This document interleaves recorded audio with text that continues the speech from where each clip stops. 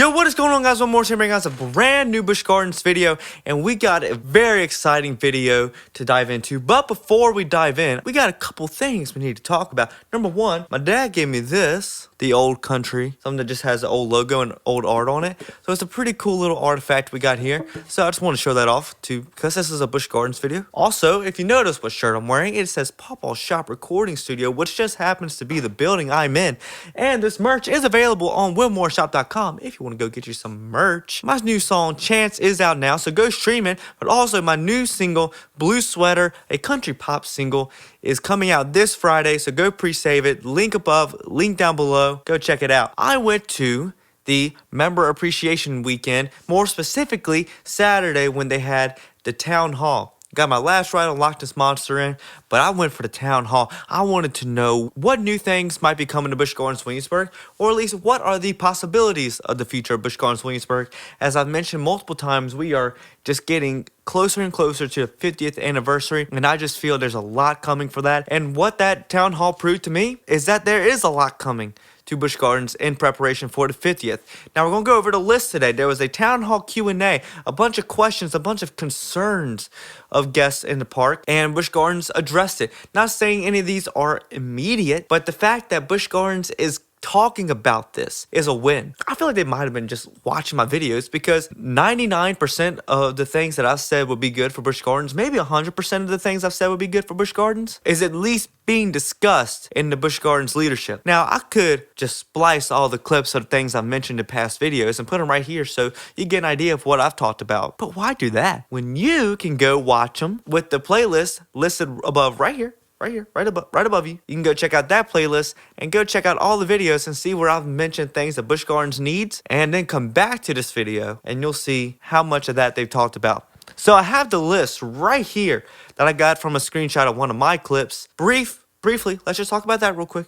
Let's just talk about it. Loch Ness Monster, the legend lives on. I think it's phenomenal. Everything they're doing with this renovation, it's amazing. Like, there's not a single bad thing I have to say, which is awesome. All right, let's dive in. The first column is, what would you like to see in 2024 and beyond? And they said discount for seniors and non-riders. Busch Gardens is not a ride-specific park, even though it has kind of evolution to that a little bit. But I do agree, if there's park goers that are not able to do everything that's there, they should be able to go for a lower price. So I think that's a good idea. More shows. I think they have a lot of shows. I think they need to do more. I think back on, if y'all remember, it did a show called All for One in the Royal Palace Theater, and it was awesome. The stunts, the music, the whole entire stage design was absolutely phenomenal. I would love to see it again. And not saying that show specifically, but having a Busch Gardens show, like not these summer concert series. Like, you still had the summer concert series. Like, I think that's great for the park, and I don't think there's anything wrong with it. But having another summertime show that at least plays maybe a month of the summer, I think there's some potential there. And then also, you can do something in Castle of Sullivan, maybe like a comedy show,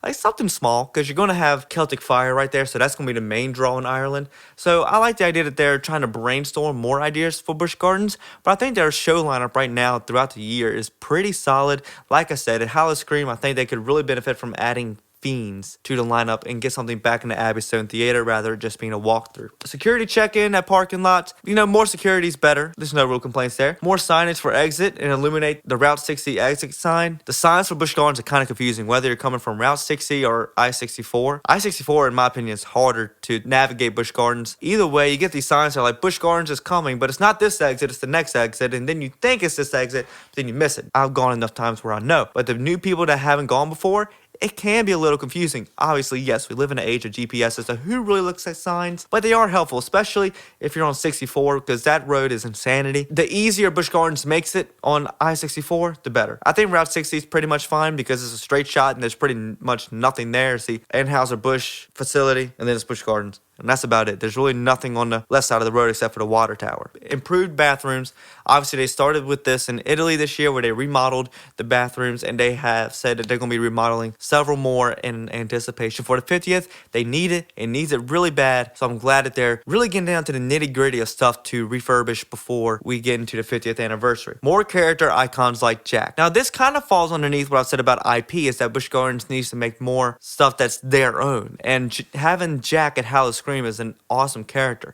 But having more original characters that you can have during the summer and year round and at Christmas Town, I think is a awesome integration and is a good starting point for having that IP based content, having characters that when people see them, they're like, that's Busch Gardens Williamsburg's character. So that's a cool little thought. It's like a small thing, but it can really go a long way with Busch Gardens. New and improved food options. Yes, and this is also addressed in the recommendations to improve park experience. More food options. I think we need more restaurants, especially in the heat of the summer. The lines are very long. Like, we need La Cucina back open in Festa Italia. That's just another restaurant to pull people. Obviously, we're getting the remodeled Squire's Grill, which looks fantastic. And it was slowly opening more food locations over the park. And they've also addressed that some guests maybe don't want food trucks. I'm in that boat. Look, I'm all for mom and pop businesses. It's kind of like what I said about Busch Gardens Tampa, where you're walking through the park and you see a billboard. It kind of takes you out of the experience. Having more just in-park food, I think, just helps the overall experience, especially for people that don't always go all the time. And obviously, healthy options, I think they need to have more of. Usually, a lot of times, your healthy options is like a side salad you can pick up. In some places, you can find some stuff. As for me, I'm kind of a health nut, and a lot of times I won't eat when I go to Busch Gardens sometimes because it's just not healthy food, and I don't feel like eating something so heavy like a pizza in the Fest House or a spaghetti in Italy or go to Trapper Smokehouse, which all of those are delicious in the heat of summer. I don't want to be walking in 90-degree heat after eating that. I want something light, something that just keeps me going. So I definitely want more food options, especially in the more healthy range. A new all-year meal plan. I'm not a whole meal plan person, but I'm assuming if it's on the list, it's a good thing. All right, here we finally got to the good stuff. Okay, new rides, and there's 3 that they highlighted. 3 types of rides. Of all the rides in the world, they highlighted 3. Now they said for the Mock Tower location, there's nothing going there immediately, but down the road. So obviously, I would think somewhere within the next 5 years, we'll probably get something there. Same for Da Vinci's Cradle. They didn't even mention anything about Da Vinci's Cradle location, but I would assume something will go there within the next 5-7 years. The 3 types of rides that they pointed out was a 4D simulator ride, a dark ride, and an RMC coaster. Obviously, a 4D simulator ride in Ireland in the old Battle for Ire building. There definitely needs to be something in there. It's such an awesome building. It's kind of like Dark Castle. It's such a beautiful building to sit there and have nothing in it. That building needs something. They just need to find something that'll stick. And I think they just need to come with a better story. A story that I think is more for all ages. Battle for Ire, I think it leaned a little bit on the younger side. I think they need to come with a story that's more for all ages. They've also spoken about a dark ride. Now this one's interesting because we don't know where this one would go. Where would a new dark ride go? Because currently there is no building for it. There would have to be a new building. This is going to connect to the other thing, which is the RMC coaster, which is very much like Iron Gwazi down in Busch Gardens, Tampa. They just did another soil testing over there in the Fest House Park, and they have to break ground on that project by February of 2024. I do believe we might be getting that RMC coaster.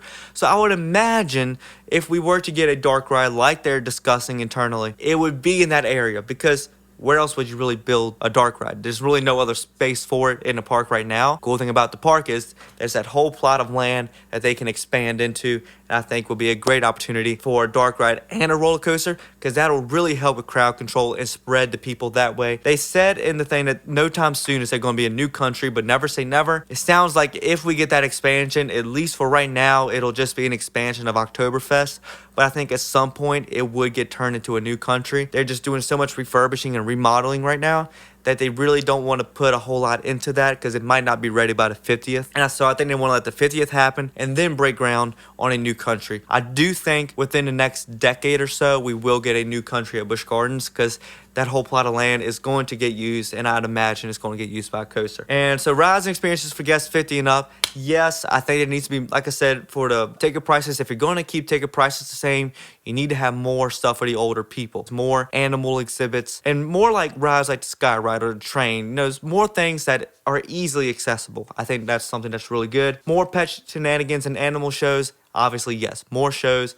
They said jazz concert. I don't know. I don't think Europe and jazz. When I think of Europe, I don't think of jazz. That was just kind of a weird one thrown in there. More storytelling for events. Yes!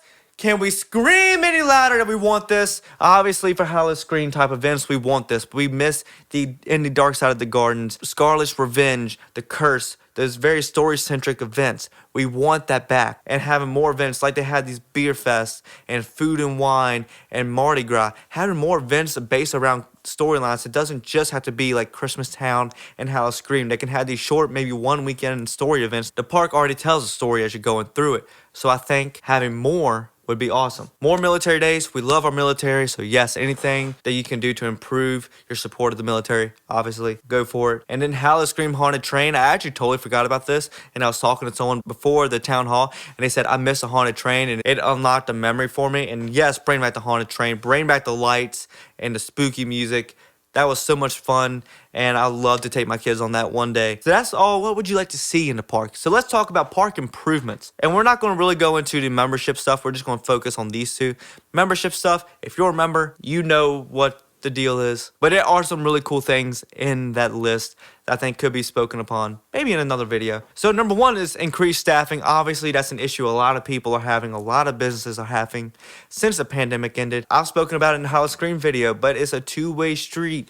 You need more staffing, but also from Busch Gardens or SeaWorld, you gotta make sure your benefits are worth people applying. And I will give Busch Gardens credit. It's not for lack of trying. The amount of job fairs they had in the past couple years is amazing. Enhanced training and customer service, I think so. I think there's a lot of training happening on the go, which obviously that's going to happen. Everyone trains on the go, but I think there needs to be a little bit more training when the park's not open, because I think it slows down, especially on roller coasters. It slows down getting the train in and out when you're having to train somebody. I think you need to do that specific training when the park is not in current operations. Obviously, there's things you cannot plan for until the guests arrive, but I think a big thing that will improve the speed at which the trains get out of the station, do that training while no one's in the park. Additional theming for Pantheon and future attractions. Yes, yes, yes, yes, yes. Obviously, I want a little bit more for Griffin. I would love a whole stone line, but it's been that way since 2007, so it's fine. But yes, Pantheon needs more theming, and we want to see more rides.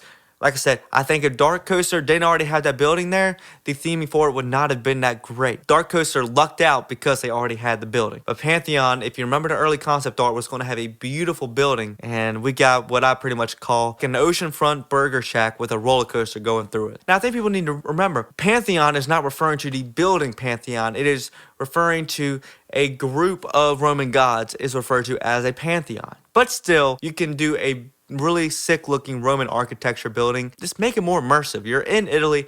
A bunch of the Italy's design around is amazing. So let's just add a little bit to Pantheon. And obviously for future attractions, as the money line keeps going up, just keep putting more of that into the theming bucket. I think we'll be good there. More showtimes for Bergmeister's Hideaway. I haven't done that yet. I really want to do it.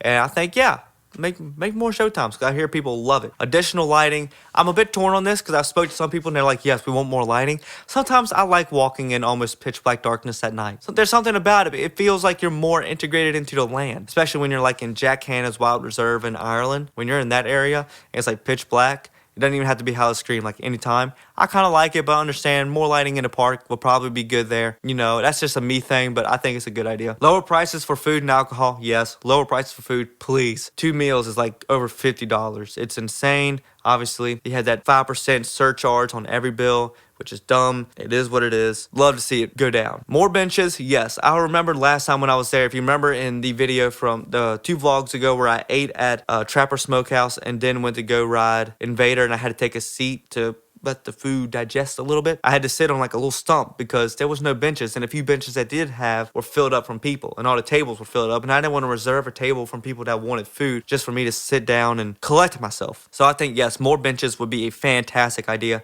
especially in waiting lines. I think there was something really cool. I can't remember which park it was, whether it's Universal or Disney, where there are some benches in the line that you can sit down, that you can't stay there, but you can sit down temporarily, and I think that'd be something really cool that Busch Gardens could have. Reserve Howl Scream for 21 and up. Yes, if we can't get rid of the Nobu necklaces, this is the best replacement. Have nights that is just for us. Everyone's there for a good time, and let the actors go wild. Please. I love this idea. When I saw this was the first thing I saw when I looked at the screen. My eyes went straight to it. And yes, if we can't get rid of Nobu necklaces, make nights where it's for the adults. That to me is the best solution if you can't get rid of the Nobu necklaces. more accurate ride wait times. I don't really use the app. I go to Busch Gardens enough to where I can kind of gauge how long the line's going to be. But yeah, so people that don't go all the time, I think the app could use some improvements. I love the Disney app. I love the Universal app. Busch Gardens app is getting better, but I think there just needs to be some more improvements to it. More parking availability, yes.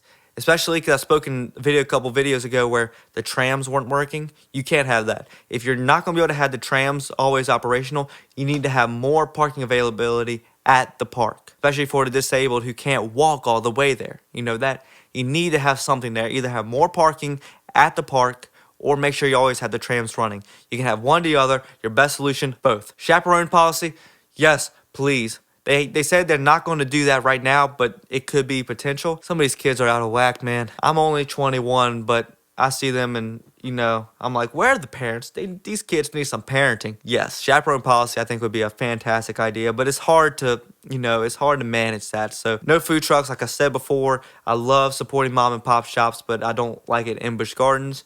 And then the last one is adjust music volume. I think it's fine. It doesn't bother me. Keep it the way it is. One thing that I do want to say that was on the member list that I spoke of in my Busch Gardens Tampa vlog, to throw it back for a second, is a dedicated member lounge.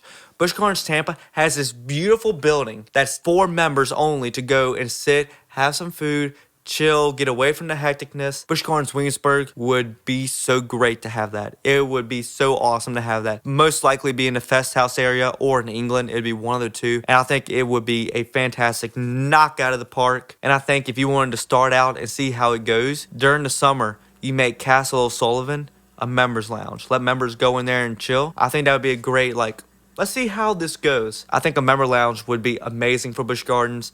But yeah, those are all the things they talked about in the Town Hall Q&A. I'm so stoked about this. And if you want me to talk about more of these in-depth details, especially about the new ride possibilities, I love to. We got so many cool ideas for videos on the way. Yeah, let me know what you guys think about this list down below. Let me know what you guys want to see most. Make sure to subscribe if you haven't already. Make sure to like this video if you enjoyed.